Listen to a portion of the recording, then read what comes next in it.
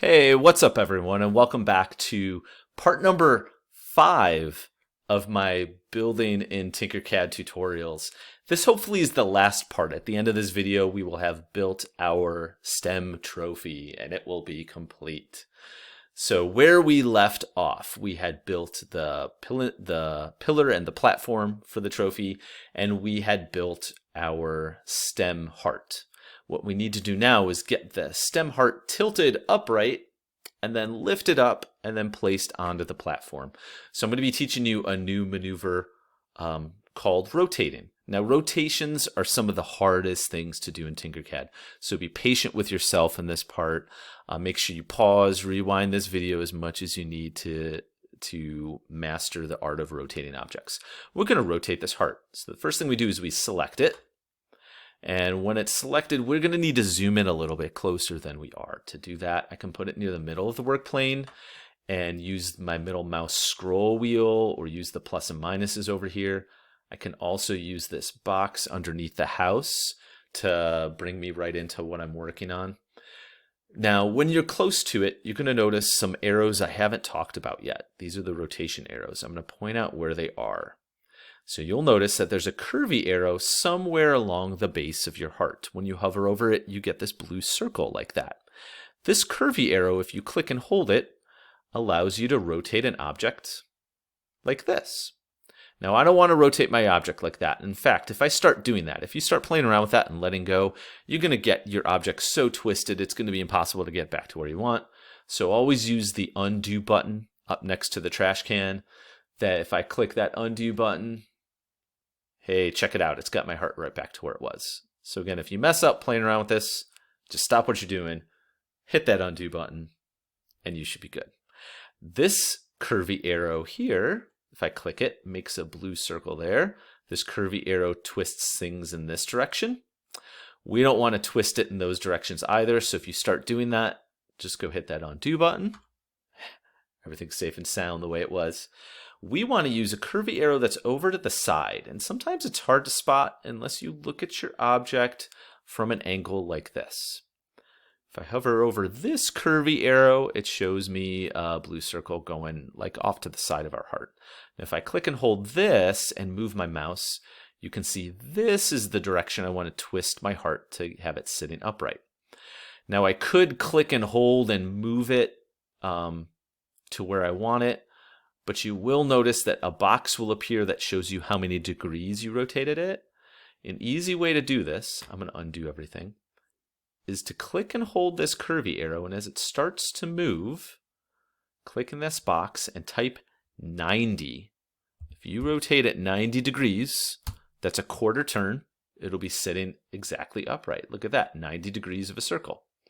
Now it's sitting upright just the way we want it. If I click the home button, be just like that. Again, if you struggled with rotating, be patient with yourself. Go back, watch that a few times. Remember to hit the undo button by the trash can. Sometimes I've had students twist an object so much that they just have to rebuild the whole object. It's beyond saving. So if you get too lost, you may have to go back and remake the STEM heart and watch that part of the tutorial. Okay, so now what we're going to do is we're going to lift up this heart. To do that, we're going to zoom in a little on it, make sure it's selected. We're going to click that black lifting arrow, and as we click and lift it, we want to lift it about 60 millimeters off the platform because that's how tall our trophy is. So I'm going to click this number right there that shows us how high we lifted it, and if I type 60 and hit enter, lifts it 60 automatically for me. If I zoom out a little bit, it's looking pretty close. And now you can click and slide your heart over. You can use the arrow keys too if you want to, but we want to make sure that this is nice and professionally aligned. So we're going to use our align tool. So we're going to click and drag a box around everything. So it's all selected, everything on our work plane. Go up to our align tool, click align. And you'll notice we get those black round tags or handles. That's what we use to align. We can use the ones that are on the work plane. For this project, don't use the vertical ones. Those will mess up what you're doing. We're going to click the middle one on the bottom, middle one on the bottom side down here, and now click off of it, and boom, we have a perfectly aligned STEM trophy. Now, some minor adjustments you might want to make. If I look at the front view, you'll notice the heart is sunk in there pretty well into that platform. Now, with 3D printing, it is smart to have objects sunk into each other a little bit, so when the 3D printer prints them out layer by layer, a piece doesn't fall off.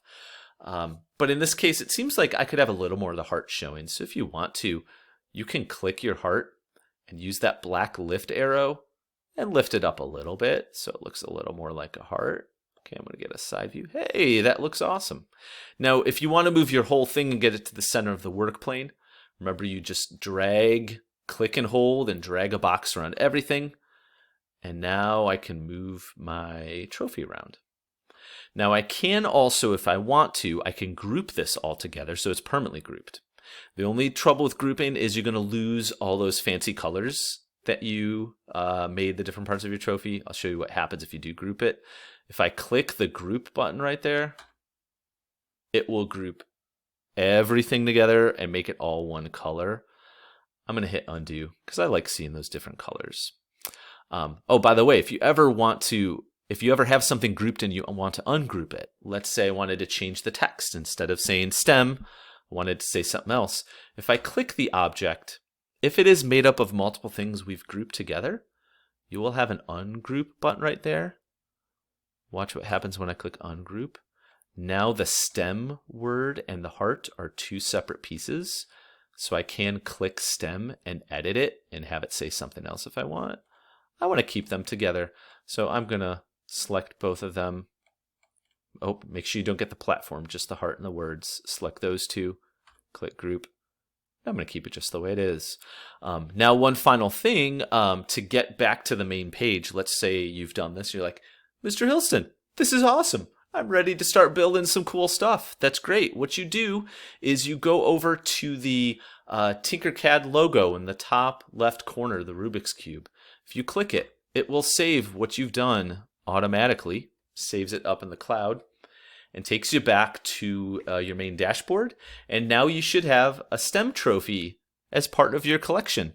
If you ever want to go back and edit it, you click the blue Tinker This button, and you can edit what you made. Or if you want to make something new, you click the blue Create New Design button.